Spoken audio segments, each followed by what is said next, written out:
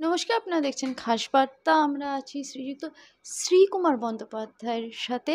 আপনারা আগেও শুনেছেন শ্রীকুমার দা কিন্তু খুব সুন্দর করে প্রত্যেকটা ইলেকশনের পর্যবেক্ষণ করেন এবং খুব সুন্দর করে তার বিশ্লেষণ করেন।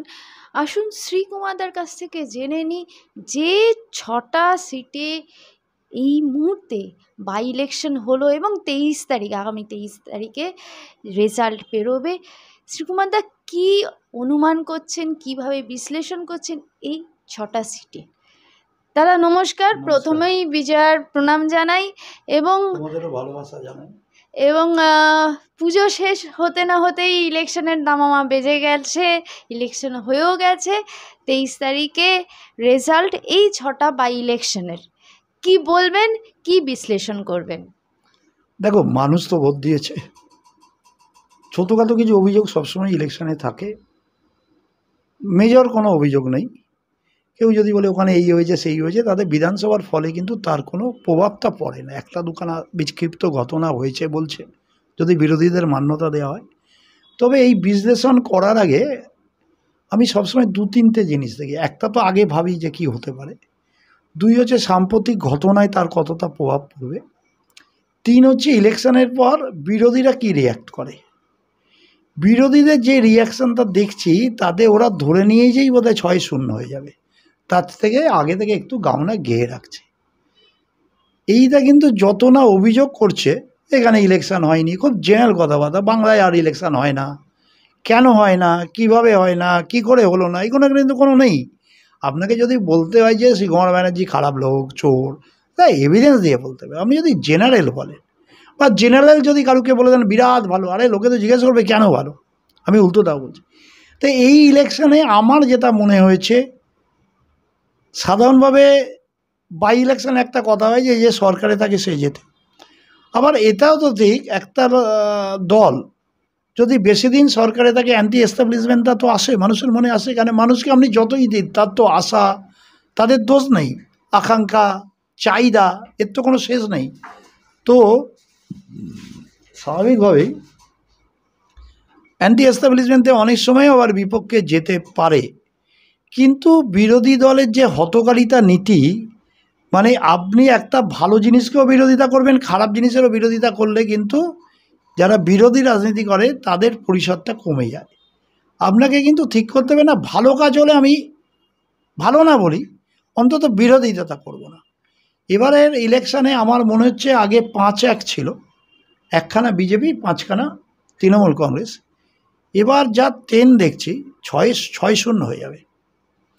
আর এই 6-0 হলেই এই গদিয়ে মিডিয়া লিখবে আবার বাংলায় সবুজ ঝড়, আবার মমতা ব্যানার্জি। তাই জন্য আমার মনে হয়েছে সবসময় একটা বিরোধী দল থাকা উচিত এবং কনস্ট্রাকটিভ বিরোধী দল থাকা উচিত বলে আমি ব্যক্তিগতভাবে মনে করি। বামপন্থী আমলে যখন আমরা আন্দোলন করেছি, আমাদের ভোট দিতে দিত না, ভোট করতো না, তখন আমার মনে হতো এইগুলো ভুল। তো স্বাভাবিকভাবেই এখন তো কেন্দ্রীয় সরকার যেভাবে কেন্দ্রীয় বাহিনী আনে একদম থাকে, এদের কিসে যে মন ভরবে আমি জানি না। সুপ্রিম কোর্ট ভালো অর্ডার না দিলে বলে না সুপ্রিম কোর্ট সেটিং করেছে, সিবিআই যদি কিছু বলে বলে সেটিং করেছে। আমাদের তো সেটিং একজনের সাথে, বাংলার জনগণের সাথে। এই সেটিংটা কিন্তু দারুণ, মমতা ব্যানার্জি জানে এই সেটিংটা কীভাবে করতে হয়। সো বাংলার মানুষ যতদিন মমতা ব্যানার্জিকে আশীর্বাদ করবে, মমতা ব্যানার্জি থাকবে। আর তোমরা যদি বলো 6-0, আমার মনে হয় এবারে 6-0 হয়ে গেলে কিন্তু বিরোধীরা আবার একটা বড় ধাক্কা খাবে। পুজোর আগে আগে যে ঘটনা সারা বাংলাকে নাড়া দিয়েছিল তথা ভারতবর্ষকে নাড়া দিয়েছিল সেটা হচ্ছে তিলোত্তমার ঘটনা, আর.জি. করের ঘটনা। তখন কিন্তু প্রচুর আন্দোলন, অনেক রাস্তায় নামা, অনেক মোমবাতি মিছিল, অনেক কিছু হয়েছিল, রাত দখল হয়েছিল। পুজোর মাঝখানটায় কিন্তু সবাই সেই পুজোর আনন্দে ভেসেছে, আলোর রসনাইয়ে, লাইটিংয়ে ভেসে গেছে। কি মনে হচ্ছে যে তিলোত্তমার ঘটনা নিয়ে কি আবার আন্দোলন, আবার সেটা নিয়ে বিরোধী রাজনীতি প্রকোপ শুরু হবে? দেখো, একটা মেয়ে, ডাক্তারি মেয়ে, পোস্ট গ্র্যাজুয়েশন করছে, আর.জি. করে মারা গেছে, এটা নিয়ে তো কোনো বিতর্ক নেই। তাকে রেপ করা হয়েছে, সেটা নিয়েও কোনো বিরোধ নেই। এবং এটা দুর্ভাগ্যজনক না, একটা 5 স্টার হসপিটালে একজন ডাক্তারকে যদি এইভাবে মারা যেতে হয়, এর চেয়ে আর দুঃখজনক লজ্জাজনক কিছু নেই। আমরা সবসময় বলেছি, মাননীয় মুখ্যমন্ত্রীও প্রথম থেকে বলেছে, এবং সিবিআই দিতে তিনিও রাজি হয়ে গেছে। আমি একটু যদি অন্যভাবে দেখি, পুজো এসে গেল বলে কি কমে গেল? এটা একটা প্রশ্ন আসতে পারে। একটা আমার মনে হয়েছে, আর একটা প্রশ্ন আমারও মনে এসেছিল যে এইটা যখন ব্যাপক হয়েছে, বিশেষ করে 14ই আগস্টের রাত্রি, তারপর থেকে হতে হতে কমেছে, কিন্তু 14ই আগস্টে যে মানুষের উন্মাদনা, মানুষ যে আবেগ নিয়ে গেছিল একদম নির্বিচার, যে তিলোত্তমার বিচার চাই, আর তারা কিচ্ছু চায় না। কিন্তু আপনারা যদি দেখেন, এই আন্দোলনটা স্থিমিত হয়ে গেল শুধু কিছু, এই বামপন্থী দল তো এটা করেছে, নকশালরা করিয়েছে, রাত যখন সিপিএম ঢুকে গেছে, নামে বেনামে প্রাক্তনী জুড়ে দিয়ে করেছে, সংগঠিতভাবে মিছিল করেছে। তাতে মিথ্যে কথা বলার জন্য কিন্তু মানুষ সরে গেল। মানুষ কিন্তু এইটাই রাজনীতি চায়নি।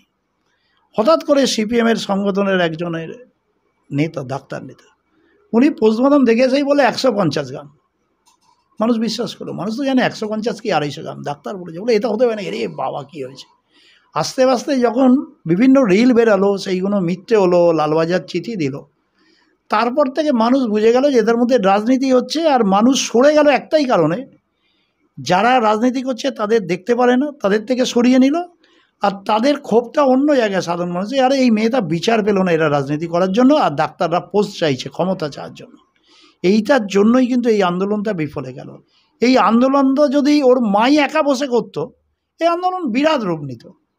ডাক্তাররা কারা ঢুকলেন, যে ডাক্তারগুলোকে আপনারা জানেন, যাদের নার্সিংহোমে গেলে 4 লাখ 10 লাখ বাড়ির জমি আটকে রাখে, জমির দলিল, তারা কিছু নলে তারা গিয়ে ওখানে বলছে লড়ে নেবো। তারা পরে বললো আবার মমতা ব্যানার্জি মতন মুখ্যমন্ত্রী হয় না, আগে বললো ওনার খারাপ হয় না, পরে বললো ভালো হয় না। এদের দিয়ে কি আপনি আন্দোলন করবেন? আমি তো 2জন ডাক্তারের নাম বলে দিতে পারবো। তাহলে কি দাঁড়াচ্ছে, আমার যেটা মনে হচ্ছে যে এই আন্দোলনগুলো সবসময় কিন্তু নষ্ট হয়ে যায় অত্যাধিক মিথ্যে কথা এবং রাজনীতিকরণ করার জন্য। আজকে আবার রাজনীতি করুন না, যদি আমার মনে হতো ভাবের ঘরে চুরি না করে বামপন্থীরা তার দলের পতাকা নিয়ে আন্দোলন করতো, তাহলে বুঝতে পারেন নিশ্চয়ই করবে। বিরোধী দল করবে না, কেন করবে না? না করে তার মানে করার মতন সাহস নেই। করতে গেলে তাদের 34 বছরে এত কত না আসবে। কেউ যদি বলে অনিতা দাওয়ানের কী হয়েছিল, একই স্বাস্থ্যকর্মী, আমি বলছি না অনিতা দাওয়ান হয়েছে বলে এটা ঠিক হয়েছে, একদম নয়। কিন্তু প্রশ্ন হচ্ছে, সেদিন যদি অনিতা দাওয়ান বিচার পেত, তাহলে আজকে হয়তো তিলোত্তমাকে এইভাবে মরতে হতো না। তাই আমার মনে হয়, আমি ব্যক্তিগতভাবে এইসব কারণে, আমায় যদি বলেন হাজারো মাইল হাঁটতে যাব, মোমবাতি নিয়ে যাব, কিন্তু রাজনীতি থাকবে না, মেয়ে তার বিচারের জন্য যতদূর যেতে হয়, আমি ব্যক্তিগতভাবে বলুন, আমি কাল থেকে আপনাদের সাথে হাঁটব। তার সাথে কিন্তু আরও একটা প্রশ্ন বারবারই বিশেষ করে বরানগরের বুকে উঠে আসছে, সেটা হচ্ছে যে লাস্ট যে বাই ইলেকশন এবং ইলেকশন গেল বরানগরে, সেখানকার বামপন্থী প্রার্থী ছিলেন তন্ময় ভট্টাচার্য। তাকে নিয়ে কিন্তু বরানগরে বেশ একটা বিরোধিতার একটা সোচ্চার হয়েছে। তার কাজকর্ম নিয়ে কি বলবেন? কারণ একদিকে তিলোত্তমার, যেমন আপনি বললেনই যে কখনো বামপন্থীরা পতাকা নিয়ে তিলোত্তমার বিচারের জন্য রাস্তায় হাঁটেনি, ঠিক কিন্তু সেই রকমই, অলমোস্ট সেরকম একটা ঘটনা তন্ময় ভট্টাচার্যকে নিয়ে। দেখুন, এইটা একটা মুখরোচক খবর হয়ে গেছে। তা তোমাদের অভিজ্ঞতা কি বলে? তোমরাও তো মহিলা সাংবাদিক, যাও পাও, নিশ্চয়ই ক্যামেরার সামনে বলবে না। আমি তো জানি না উনি কী করেছেন। দেখুন, আমার একটা জিনিস আছে, আমি যেটা, তবে আমার সবচেয়ে অবাক লেগেছে যে বলা উচিত যে এটা হয়নি, আমায় মিথ্যে কথা, এটা হতেই পারে। আমার 80 কেজি ওজন বলে আর তার 30 কেজি, তাই হয়নি। যদি 30-এর জায়গায় আমার 80টা যদি কম হতো তাহলে হতো, এটা তো কোনো যুক্তি হতে পারে না। এই যুক্তিটা আমার কাছে মনে হয়েছে যে এটা কি করে যুক্তি, আমার 80 কেজি, ওর একেবারে রোগা, আমি তো বসলে ও মরে যেত, এটা কোনো দিন যুক্তি হতে পারে না। যাই হোক, এই মুখরোচক খবরে একজন সিনিয়র বামপন্থী লিডার, তোমাদেরও অভিজ্ঞতা শুনেছি ভালো নয়, তা আমার তো এইটুকু শুধু মনে হয়, কতটা সত্যি মিথ্যে বলবো না, কিন্তু এর একটা বোধহয় অতীত ইতিহাস আছে, এরকম কিছু কাজের জন্য কিনা আমি যাই না। তবে এটা না হলেই ভালো হতো, এটা তো খুব ভালো কাজ হয়নি। শুধু রাজনীতি করার জন্য একজন লোককে দোষারোপ করবো আমি এটা বিশ্বাস করি না। কিন্তু আমার মনে হয় যে এটা আবার অনেকে বলছেন নাকি এটা সিপিএমের ইন্টারনাল পলিটিক্সের জন্য ওকে ফাঁসিয়ে দেওয়া হয়েছে, সিপিএম সাসপেন্ড করে দিয়েছে। আমি সেটাও কিছু জানি না ইন্টারনাল পলিটিক্স কী। তবে সিপিএম সাসপেন্ড করে দেওয়ার পর কিন্তু একটা স্ট্যাম্প পড়ে গেছে যে প্রাইমা ফেসে এই ঘটনাটা বিশ্বাস করেছে সিপিএম পার্টি হয়েছে। তাহলে তো অনেকের নামে অনেক কিছু হয়েছে, সিপিএম পার্টি তো সাসপেন্ড করেনি। সাসপেন্ড না করেও তো এনকোয়ারি চলতে পারত। পার্টির যেটা এনকোয়ারি বলছে তা তন্ময় বাবুর সম্বন্ধে আমার মনে হয় কি বলবো, মানে আমি দ্বিধাগ্রস্ত নয়। এইসব খবর বাইরে না আসা মানে কি হয়েছে আমি জানি না, মানে এ তো মুখরোচক হয়ে গেছে, এখন তো অনেকে অনেক কিছু বলছে।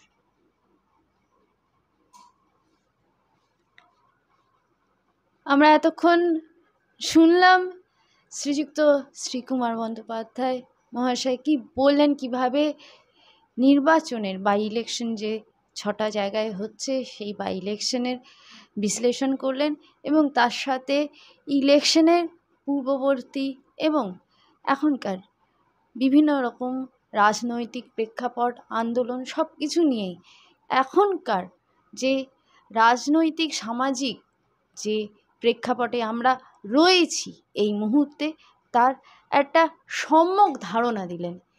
দাদাকে অসংখ্য ধন্যবাদ, এবং আমরা অপেক্ষা করে থাকব 23 তারিখের জন্য।